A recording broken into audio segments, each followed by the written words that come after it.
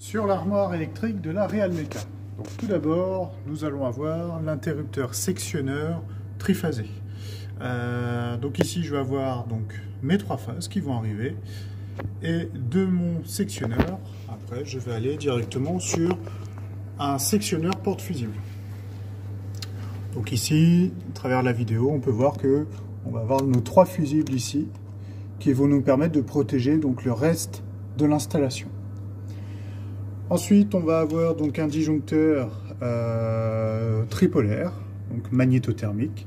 Donc si on regarde le symbole, on va retrouver le demi-carré qui représente la protection thermique et on va retrouver le demi-cercle sur la protection magnétique.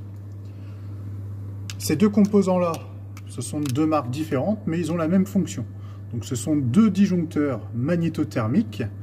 Donc ici, on va avoir notre protection magnétique et ici donc la vis de réglage qui va être notre protection thermique. Donc ici je vais pouvoir régler le courant entre 6 et 10 ampères suivant le courant que j'ai réglé. Le disjoncteur va laisser passer le courant prédéfini.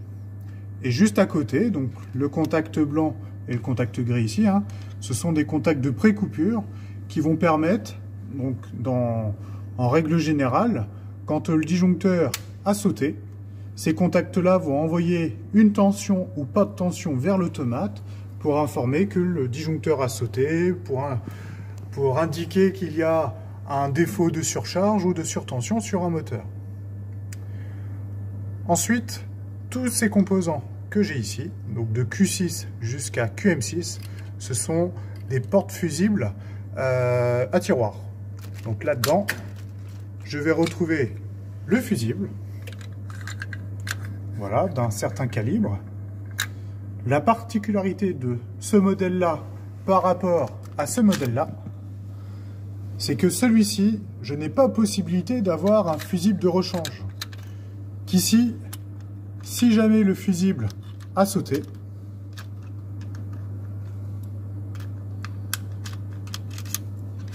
si j'arrive à l'avoir, si jamais ce fusible est hors service, on peut toujours en avoir un de réserve dans l'autre tiroir.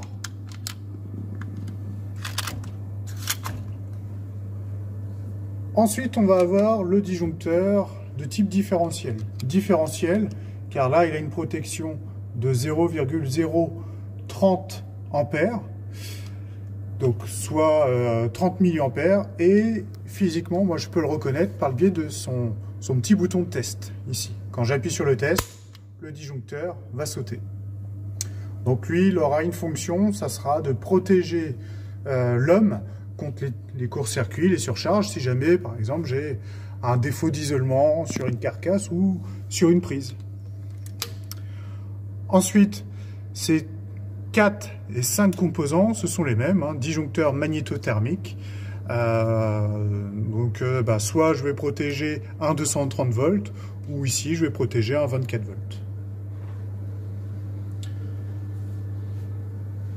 Ensuite, là, il y a 2 éléments différents, mais qui vont faire presque la même chose. Donc ici, je vais avoir un transformateur. Transformateur qui va, au primaire, récupérer un 230 volts à plus ou moins 15 volts. Donc, suivant le réseau, soit je rajoute, soit j'enlève, soit je mets rien du tout, mais que je peux rajouter ou enlever 15 volts. Et au secondaire, je vais avoir un 24 volts. Et que ça soit au primaire ou au secondaire, je vais rester sur du 24 volts, je vais rester sur une énergie alternative. Tandis que celui-ci, donc il a plusieurs noms, donc on peut l'appeler convertisseur, redresseur, alimentation. Je vais recevoir une énergie alternative.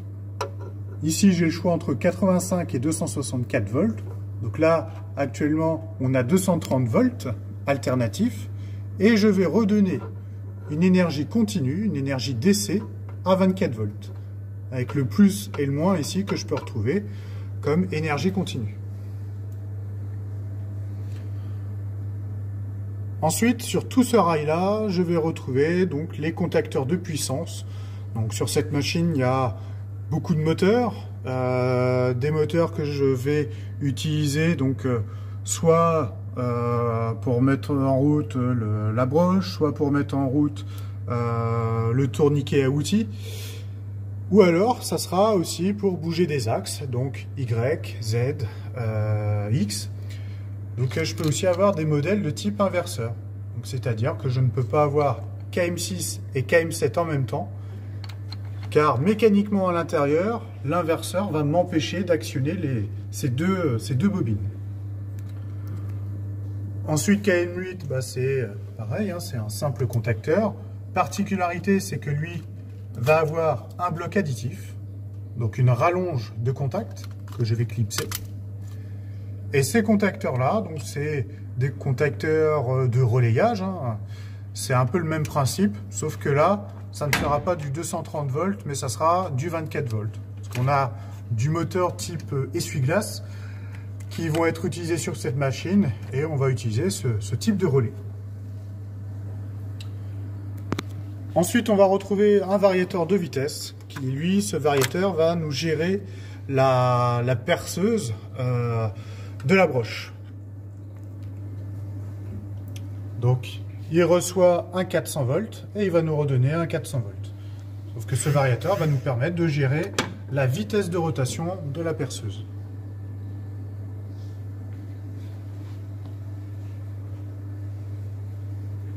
Je vais retrouver la partie sécurité de la machine. Donc là, j'ai un relais de sécurité donc de la marque Télémécanique.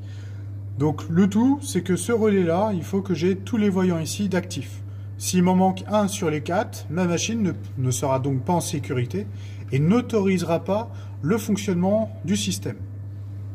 Le relais de sécurité ici va permettre ensuite d'activer KMG et KAU1, qui sont eux tous les deux des contacteurs chien de garde. Donc KMG, lui, quand il va être enclenché, va laisser passer du 400 volts dans le circuit. Et KAU1 va laisser passer du 24 volts dans le circuit.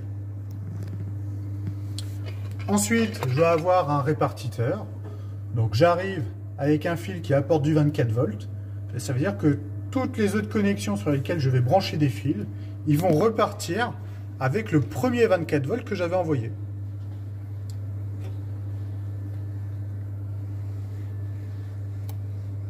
Ici, nous avons l'automate programmable industriel.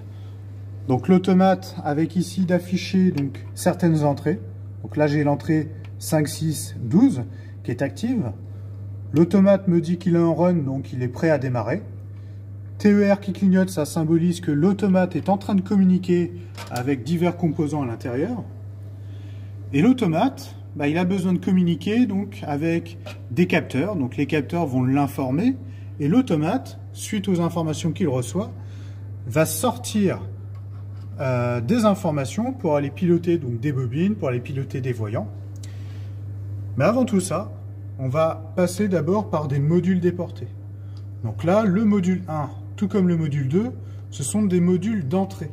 Donc tous les capteurs, toutes les commandes de boutons vont passer d'abord par ce module et qui ensuite, lui, va donner les informations pour aller à l'automate. Donc les capteurs ne vont pas donner l'information direct à l'automate, on passe tout d'abord par ces modules. L'intérêt, c'est que ces modules, ils comportent une protection. Ils ont un tiroir qui comporte un fusible.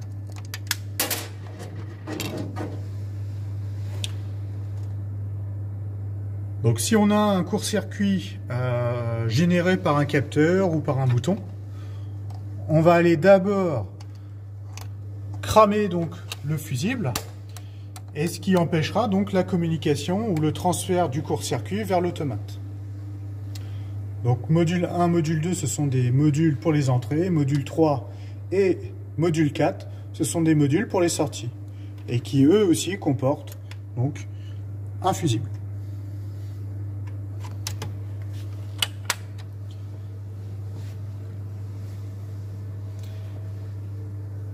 Ensuite, dans le bas de l'armoire, je vais avoir mes borniers. Donc tout d'abord, là, je vais avoir des borniers sur des alimentations. Donc je vais arriver avec un fil et ce fil va être ponté de borne en borne qui va me permettre de reporter l'alimentation pour aller vers d'autres composants. Et le bornier X1 qui lui va recevoir toutes les infos de tout capteur ou l'alimentation des voyants pour aller à l'extérieur de l'armoire électrique. Et comme tout bornier, donc j'arrive avec un fil. Donc là j'arrive avec le fil 51 et je repars avec le fil 51 pour aller vers un composant. Donc en gros c'est comme si on avait le même fil tout au long de l'installation. C'est juste qu'il est coupé, qu'il y a une rupture à un moment donné, histoire de ne pas avoir de trop grande longueur de fil.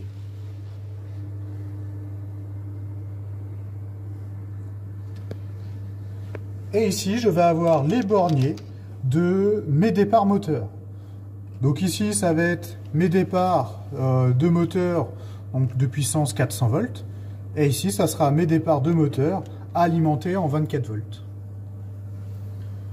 Et tout en bas, je vais avoir ma barrette de prise de terre. Donc toutes les carcasses métalliques, tout appareillage électrique qu'il demande, le réseau de terre sera branché ici.